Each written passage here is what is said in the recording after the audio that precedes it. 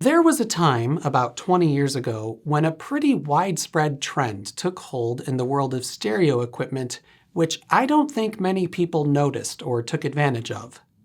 This aggressively 2004 bookshelf system from Panasonic features a 5-disc CD changer, a couple of cassette decks, an auxiliary input, and of course a radio tuner. All typical stuff of the time. But it also proudly displays MP3 in quite big letters number. Why? And why is it just the text MP3 without any specific branding or context? Well, that MP3 mark looks weird and non-official because it's signifying a weird, non-official thing. It's telling you this machine can play MP3 CDs. And this is by no means unique. Here's a CD Walkman, which also has MP3 written on it without context, in addition to 8-track 3+. Side note, Sony, stop trying to make 8-track happen. It's not going to happen. And aside from personal stereos, lots of cars made from the mid-2000s, up until they stopped putting CD players in them, can also play MP3 CDs. Now, while I'm sure some of you know what I mean by MP3 CDs, I imagine a lot of you don't. So, what is that? Well, and here's why the whole concept is a little strange. Despite being fairly widely supported for quite a while, MP3 CDs were closer to a hack than anything else, and they weren't actually a legitimate format. What do I mean by that? Well, I'll get there, but thanks to the relentless passage of time, I'm gonna have to explain some stuff for the youngins out there. Not that long ago, we used a thing called physical media.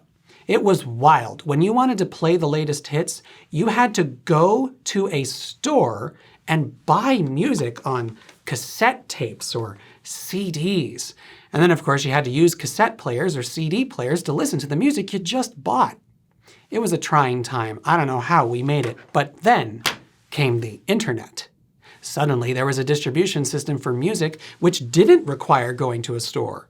Or potentially other things which normally need to happen to get access to music, but I'll just ignore that. There was a problem though. High-fidelity digital audio burns through what was at the time an absurd amount of data. The compact disc, the standard digital audio format which hit the scene in 1982, stores 2 channels of raw 16-bit audio samples taken 44,100 times every second, which means the data stream coming from one of these is about 1.5 million bits per second. These days, that's child's play, but back when the internet involved modems shrieking at each other over a telephone line, downloading a whole CD's worth of data took more than an entire day. Time wasn't the only issue, though. There was also where to put all that data. It's easy to forget because now CDs are almost useless. My camera's created dozens of CDs worth of data since I started recording. But back in the mid-90s, compact discs were still the king of data storage. The CD-ROM, the data equivalent to the compact disc digital audio format created for computers, could hold 650 megabytes of data, with later revisions pushing that to 700. And personal computers back then often had hard drives with smaller capacities than a single one of these. So it just wasn't reasonable to download and store music from the internet. It would take way too long and eat up all your storage space. That was, of course, until compressed audio formats hit the scene. Much to the chagrin of audiophiles, some very smart engineers figured out that we don't actually need a stream of raw audio samples to recreate music with decent fidelity. With quite a few tricks involving quite a lot of math and also insights into how we perceive sound, we found we could toss out a large majority of the data and still end up with more or less the same sounds as before. Now, there's a whole host of people who were involved in research to this end, and rather than try to go over even a fraction of who they were and what they discovered and when, I'm just going to quickly do this. Okay, now that you've absorbed all that, let's talk about MP3s. Officially known by the mouthfuls MPEG-1 Audio Layer 3 and also MPEG-2 Audio Layer 3, MP3 first hit the scene in 1992 as a way to efficiently encode audio alongside compressed digital video. While made with video in mind, since it was so data frugal, by the late 90s it had become the de facto standard format for compressed audio. And at the time, I imagine it felt like a miracle. MP3 could compress the data stream from audio CDs by a factor of 10 and still sound pretty good. Not as good as a CD, no, but pretty good. That massive compression ratio reduced the download times for a CD's worth of music on dial-up internet from a day to a few hours, with a fast enough modem anyway, and meant you could store at least a few albums on your PC without too much worry. But nobody really wanted to listen to their music on their desktop computers. They wanted something more portable. So just as we had portable cassette players and portable CD players, portable MP3 players started hitting the scene. These were devices with rewritable data storage on board, which you'd load up with MP3 files from your computer, and then they'd play those files from their onboard storage through a headphone jack so you could listen to them. The first MP3 players were clunky and difficult to sync with a PC, and they hardly had any storage capacity. Early ones might only have 32 megabytes of flash storage on board, enough for one highly compressed album. But it was a pretty compelling idea to get music from the internet, load it onto a small little device, and take it with you. And, as you probably already know, that idea was kicked into high gear by Apple with the release of the iPod in 2001. Now the iPod, and yes, this isn't a first-gen iPod, is not really relevant to this video, and much of its innovation wasn't in the device itself, but in iTunes and how Apple legitimized online music sales. But because of its success, the popularity of iTunes as a piece of music library management software was pretty huge, even among PC users. There were plenty of competing programs out there, some of which I used. I was rocking one of these Rio MP3 players for a while. But I did eventually get an iPod, and for the purposes of this video, I'm going to use iTunes. So now, let's fire up a PC you might have been using in 2004 and poke around in iTunes for a bit. While of course you could buy and download music through iTunes, personally I hardly ever did that. We had a ton of CDs in my family, plus new CDs were still widely available back then, and iTunes could rather quickly rip those CDs onto your hard drive and convert them into MP3s in the process. That is, if you went into the settings and changed it from AAC. Apple just loves being Apple, and they decided to make that more obscure compressed audio format the default for iPods, though iPods could absolutely play MP3s, and luckily I was smart enough back then to realize what a headache it would be to have my library encoded all Apple-y. It's not technically Apple exclusive, and it was slightly better than MP3, but it was nowhere near as widely supported, so I just said no. Anyway, once set up, you'd just load an audio CD in your computer's CD-ROM drive, and iTunes would almost always correctly identify it and auto-populate all of the album, artist, and track information for you. This computer's not doing that right now because it's not connected to the internet, as that would be a disaster. It needs the internet to populate that info because, fun fact, almost all audio CDs don't actually have any sort of metadata on them. So the way that auto-identification worked was by checking the disk's table of contents to see how many tracks are on it, as well as how long each of those tracks are, against a database. Astonishingly few commercially made CDs have the exact same combination of track lengths, so that worked as a functional fingerprint. And on the rare case there were duplicates, iTunes, or whatever other software you were using, would just ask you to pick which one it was. Pretty neat. And once the import process was complete, well, you had a copy of that music in your library. And this old version of iTunes really shows just how remarkable MP3 compression was. This single audio CD had just shy of 500 megabytes of data on there. And since this PC only has a 20 gigabyte hard drive, if we had simply imported this as uncompressed WAV files, we'd be committing quite a chunk of the hard drive space to just one CD. But the compressed MP3s that iTunes created from that CD audio data are taking up just 68 megabytes, roughly a seventh the original amount, and that is with the files encoded at a slightly better than average 192 kilobits per second. Now, of course, the next step for many people was to connect an iPod to the PC and have iTunes synchronize the data in your library with your iPod. That way you had all this music with you on the go. But that wasn't the only thing you could do. iTunes is just a piece of library software, and the actual MP3 files it creates are stored in folders on your PC. And if your PC had a CD burner, well, now we've got some interesting possibilities, because a blank CDR could become an audio CD, which would work in any CD player going back to 1982. But an audio CD can only hold 80 minutes of music. A CD-ROM, on the other hand, can hold 700 megabytes of data, and you can put whatever data you like on it. See where this is going? Let's pop in a blank CDR. The computer recognizes it as a blank disk and asks me what I want to do with it. I'll say open an Explorer window so I can copy files to it. And why don't I copy some of those folders full of MP3s? Each one is around 60 or 70 megabytes, so I could fit, gosh, 10 full albums of music on one CD. So let's do it. And whoa, I forgot how clunky this was in XP. It doesn't even show you how much data you used up. You have to check that manually. Should have gotten a copy of Nero.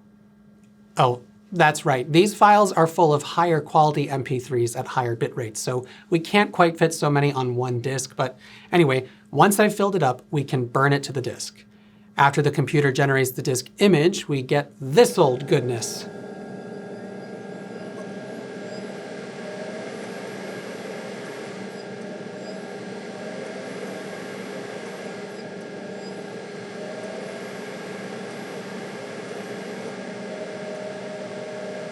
Ah, I missed that.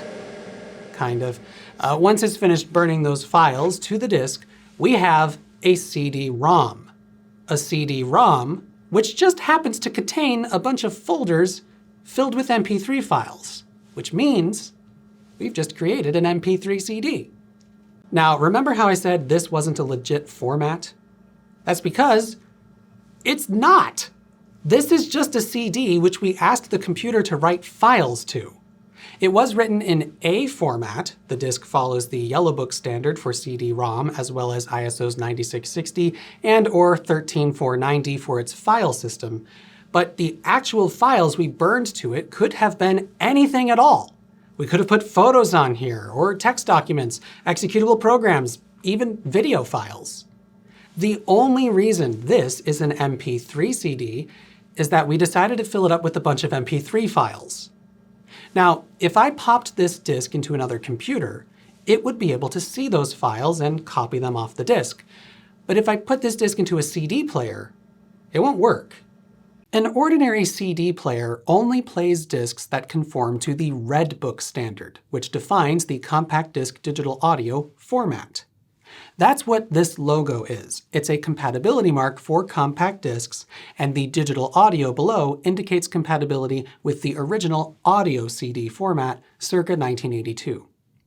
A computer can burn audio CDs, and iTunes offered an easy way to do that. But those only hold 80 minutes of music.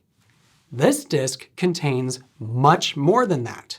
But as far as what the disk actually is, well, it's just a bucket of random files, and CD players don't know what to do with that. Some might try to play the disc, but it will either produce no sound at all, or, if it's old enough that it predates the CD-ROM, the onboard DAC might try and decode the bits it's reading, but their structure is nonsense, and so it will just produce very unpleasant noises.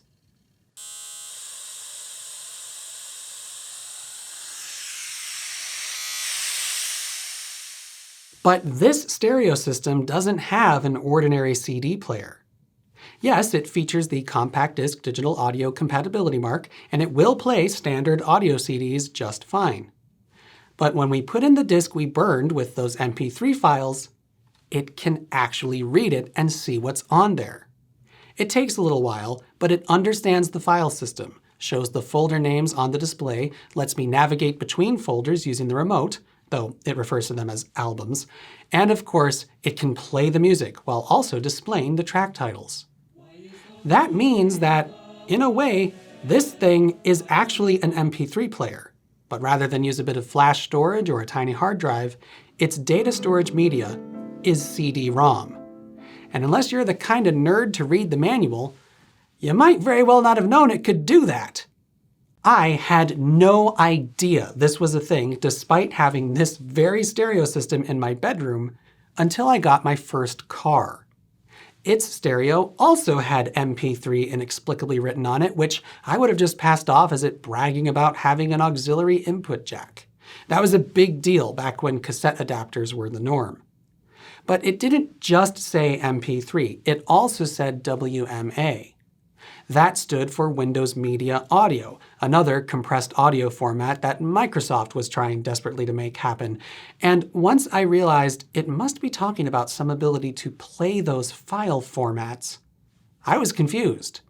That car's stereo didn't have a USB input or anything like that, so I opened its owner's manual to the section on the stereo to see what the heck it was talking about, and that's when and how I learned what MP3 CDs are. It had a nice explanation of how many folders could be on the disc, which bit rates the stereo supported, and how to navigate them, and my mind was frickin' blown! I had all this music on my computer for my iPod, and it was all stored as MP3s in nice, neat little folders. And you're telling me that if I just burned some of those files to a CD, my car could read the disc and play them? That was wild! I mean, consider the iPod Shuffle. That thing hit the scene in 2005 with only 512 megabytes of storage, and a single CD-R can hold more data than that. So just burning one MP3 CD and keeping it in my car's stereo would be like having a permanent iPod Shuffle just for my car, which I only spent 50 cents on. And then I could make a whole new iPod's worth of playlists with another 50-cent blank CD. I made a lot of these discs. I soon figured out that you could add numbers to the beginning of the folder names, which would enforce playback in a particular order. This one here has 10 different They Might Be Giants albums arranged chronologically. And I mean, this was awesome! I loved being able to keep just a few CDs in the car, which stored hours and hours of my music, especially since I could use the car's controls and not have to mess with my tiny iPod while driving. Remember when physical controls in cars were considered a good thing? I remember. And for those concerned audiophiles out there, since it was for playing in a Honda Civic, it's not like the audio fidelity was that critical anyway. I honestly had no idea this was such a widely supported feature. I thought it was just a neat thing my car could do. It was at least a year into having that car that I finally noticed the MP3 mark on my bedroom stereo. Intrigued, I popped in one of the discs I made for the car, watched the alphanumeric display come to life and start scrolling the track info, and let out the most flabbergasted, "Would you look at that?" I could muster.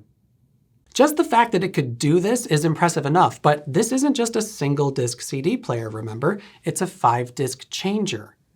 It's got a slightly terrifying design where there's a single disc tray, and adding another disc involves a little dance where it holds each disc in an internal stack and then spits the empty tray back out so it looks like it keeps eating your CDs. But anyway, with 5 CDs at its disposal, this thing kinda sorta has 3.5 gigabytes of storage capacity. That's within spitting distance of the iPod mini, which came out the same year as this stereo. So I mean, if you wanted, you could mirror almost your entire iPod library with just a few dollars worth of blank CDs. Obviously, the interface here is less than ideal, and things like shuffling your entire library don't work when it's across 5 discs, but I mean, it's still impressive. And this will shuffle through a single disc if you like. It even does a little animation when it picks the next track. Which brings me back to this CD Walkman. It too can read MP3 CDs, and it features dedicated folder buttons for navigating around the disc. It takes it a while to figure out what exactly it's reading when you first pop in a disc, but once it's got its head on straight, you can quite easily move from folder to folder, and so long as you don't open it up between play sessions, it will resume quickly from sleep. And as a bonus, because MP3 files are so small, it only has to spin the disk for a few seconds at a time, roughly once a minute, to fill up its internal data buffer, which helps its battery life a lot. Honestly, if I knew about MP3 CDs when I first got my MP3 player, I might have been tempted by one of these instead. But on that note, it's time to step back in time a little farther. So far, I've been talking about this as a mid-2000s phenomenon, and I think that's broadly correct. But MP3 CD players started showing up in the late 90s. Well, the very late 90s. This Wired article from September 1999 talks about what is claimed to be the first portable CD player which can read MP3 files. In fact, it even says it's the first MP3 hardware device that requires no computer or internet connection. Though, that's something of a stretch. Anyway, I would argue that those early devices just didn't get noticed. Only turbo-nerd tech enthusiasts who knew what MP3s were would have their eyes on a product like this. Portable CD players were quite common by 1999, but having a CD burner in your PC was still fairly exotic. And if you had one, you were most likely using it to make data backups, perhaps copies of stuff for your friends, or standard audio CDs to play in the car or the Discman you already owned. Seeking out a standalone CD player capable of reading MP3 files was solidly in tech enthusiast early adopter territory back in 1999. And then, well, the idea quickly became yesterday's jam. By the time MP3s started hitting the mainstream, dedicated MP3 players you synced with your PC were the hot item. They seemed like the natural progression of things, and portable CD players were old hat. I was a kid back then, and yeah, I definitely felt like the uncool kid rocking my black and neon green CD Walkman, that one, when everybody else had MP3 players or iPods. That was until I pestered my parents into getting me this. Peer pressure's a nasty thing. So let me just walk back what I said a little while ago, because even if I had known about MP3 CDs, I probably would have felt a little awkward using them. And I probably would have gotten into weird arguments defending them, so thank God I dodged that bullet. But now I'm an adult, at least according to my driver's license, so I don't get into weird arguments defending my tech choices anymore. Nope, definitely not. Anyway, as time went on, MP3s as well as CD burning became quite common.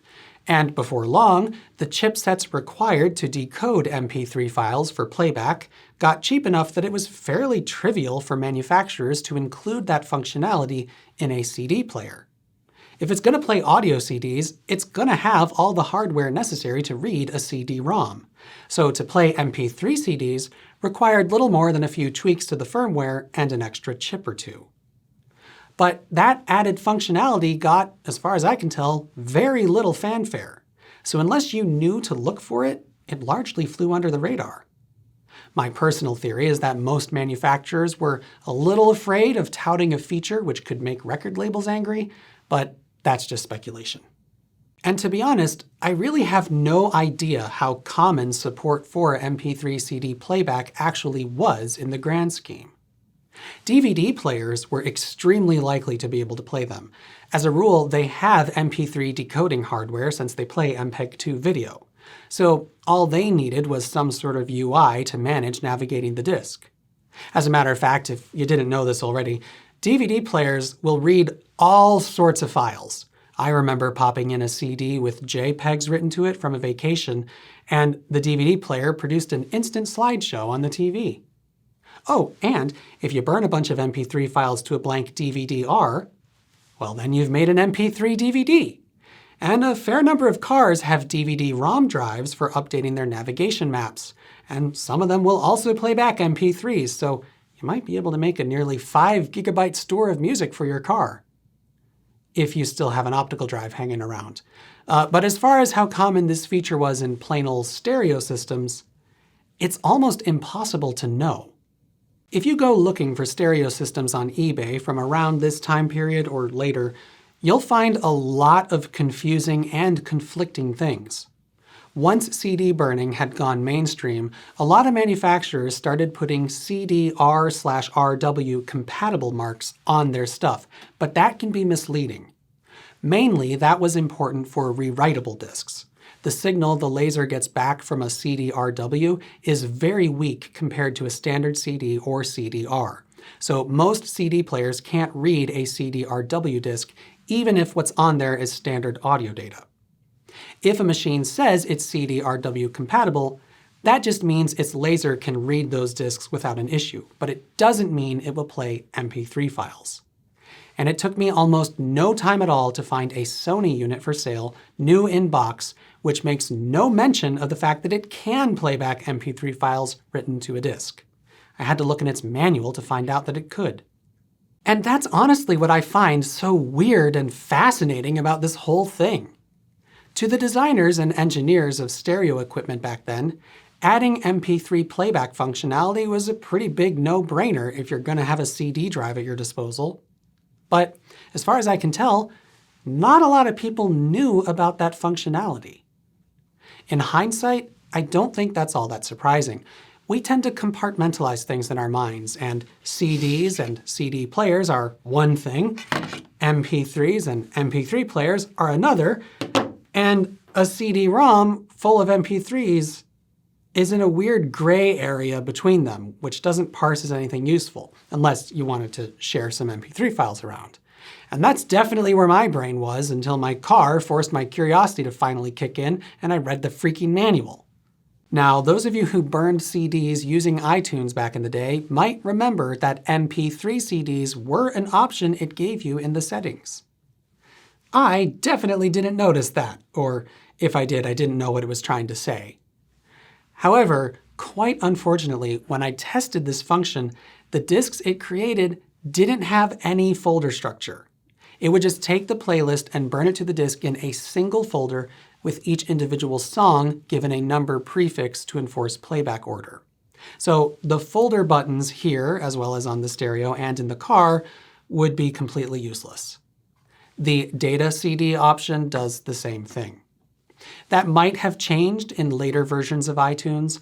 I'm honestly not sure, and also am honestly not willing to find out, because sifting through iTunes version history is a pain. Additionally, if the files weren't already MP3s, iTunes would not convert them on the fly, and as far as I can tell, that never changed, which, given the whole DRM situation with stuff you could buy on iTunes, makes sense. Regardless, if you knew your way around Windows, it was much easier to just create these manually, and that would give you more control on the player end. I imagine it was the same situation for macOS and Linux too, and as a treat, I will spare you the joke I wrote about audio drivers. See? I'm learning! But that's an excellent segue into some of the problems with MP3 CDs. Because it was never a real format, there was never a standard way to structure the data on the disk. It seems as though folders as an analog to albums was generally the most widely supported structure, but compatibility issues with certain hardware devices could occur if the data wasn't arranged on the disk in a compatible way. So a theoretical machine might be able to read the files, but it might play them in the wrong order, or there could be files in subfolders which some particular players won't be able to see. To be honest, though, I think that's the only major flaw with this quasi-format. One smaller flaw was that on the player end, gapless playback was unfortunately quite rare. This stereo produces a full 2 seconds of blank between every song, which, on some albums, is very annoying. But that's more of an implementation issue than anything else. I've also noticed that the Walkman, on occasion, waits just a fraction of a second too long to spin the disc up between reads, so there are sometimes tiny little blips of audio dropouts. Though that could very well be an issue at this thing's age, or could even be something as simple as weak batteries. You might wonder, were there ever any commercially made MP3 CDs? And the answer to that is yes, actually. Audiobooks took up the mantle pretty quickly because, well, to be honest, they were a perfect fit. If a book needed 10 hours of spoken words, then it would need at least 8 audio CDs. But you could easily cram all that onto a single MP3 CD, especially because it would be in mono, and it's not like you need a ton of bandwidth for speech. Here's what 64 kilobits per second mono MP3 sounds like. And while you can definitely tell there's some compression going on, it's perfectly fine for speech. Plus, a single CD will hold just over 24 hours of this quality audio. so even very lengthy titles could fit on a single disc.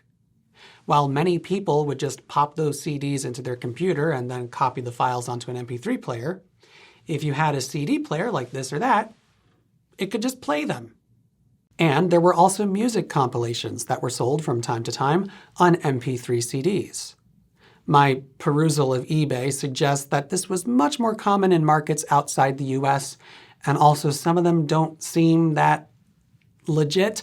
But that Wired article about the first portable MP3 compatible CD player suggests that there were a few MP3 CDs being sold at the time. Though, to be honest, I am also a bit skeptical of the legitimacy of those. I'm pretty sure that aside from audiobooks, commercially sold MP3 CDs were quite rare. Because, well, unless you know what that is, it's gonna be confusing and potentially require a computer to play those files or move them onto an MP3 player. Not the most user-friendly experience. In a way, the MP3 CD exists in something of a liminal space, which uncovers some of our quirks in how we imagine media. A standard CD is really just a music delivery mechanism. It's less of an object in itself and more of a vessel. So, using an already tweaked version of the same vessel to deliver music, but in a new way, is both obvious and yet confusing. It blurs the line between CD-ROM and CD audio because, well, it's both and yet also neither. And I find that fascinating. I know I'm a weird nerd, but still.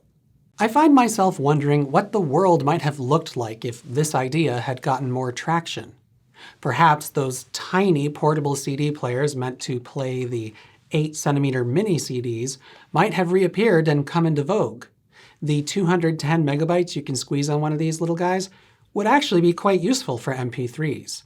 And if those theoretical devices could read DVD media, you'd have 1.4 gigabyte discs at your disposal. You could even make them double-sided. And speaking of DVDs, dual-layer discs held some 8.5 gigabytes. With modern video compression, that's actually quite a lot of space. Makes me wonder if we could have had an H.264 DVD format holding 1080p video. It'd make the cinephiles pretty mad, though. Oh, and to close out this video, if you haven't already been made aware of this, you should know that writable optical media can degrade a lot faster than you might have thought.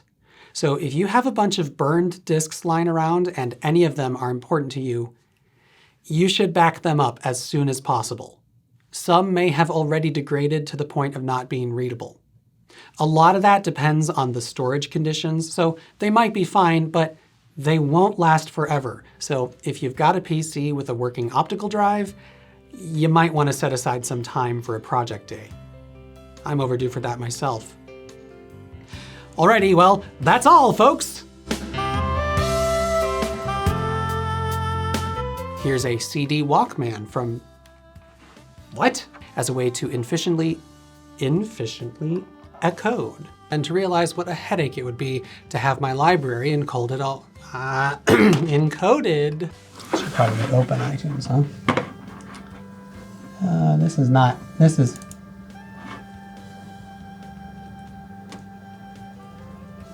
Take your time. Once it's finished burning the disk to the files. Now, if I popped this disk into another computer, what the heck happened there? I've also noticed that on the Walkman, on occasion, So using an already tweaked